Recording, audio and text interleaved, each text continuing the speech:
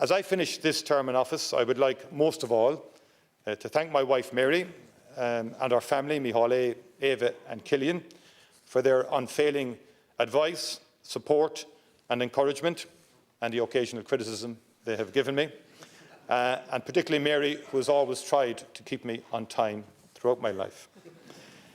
We have been blessed by the wonderful community of Cork, which has looked out for us and has given me the strongest possible reassurance that all would be well as I spent so much time away.